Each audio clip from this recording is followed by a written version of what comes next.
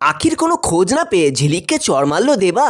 হ্যাঁ বন্ধুরা, এমনটাই দেখতে চলেছেন দুই শালিক ধারাবাহিকে। দেবা আখিকে খুঁজতে খুঁজতে ছাতাবাড়িতে চলে আসে। ছাতাবাড়ির নিচে এসে আখি কাকি বলে চিৎকার করে ওঠে। দেবার চিৎকার শুনে নিচে নেমে আসে ঝিলিক আর গৌরব। গৌরব আড়াল থেকে ঝিলিক এবং দেবার কথোপকথন শোনার জন্য আড়ালে লুকিয়ে থাকে। ঝিলিক তখন দেবাকে বলে, তুই এখানে কেন এসেছিস?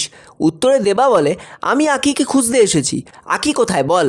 তখনই ঝিলিক বলে ওঠে, আমি তো তোকে আগেও বলেছি যে আখি মারা গেছে।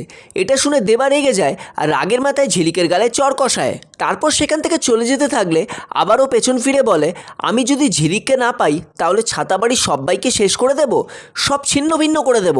এই বলে দেবা সেখান থেকে চলে যায়। দেবা চলে গেলে ঝিলিক বলে, আমিও চাই দেবা তোর মধ্যে যেন এই আগুনটা জ্বলে থাকে, আর আমি তার জন্য সব কিছু করব। তো বন্ধুরা, দেবা কি আদৌ পারবে আখিকে খুঁজে বার করতে?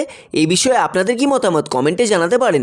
আর ভিডিওটি ভালো লেগে থাকলে একটি লাইক করে এইরকমই আরও আপডেট পেতে আমাদের চ্যানেলটি আজই সাবস্ক্রাইব করে নিন।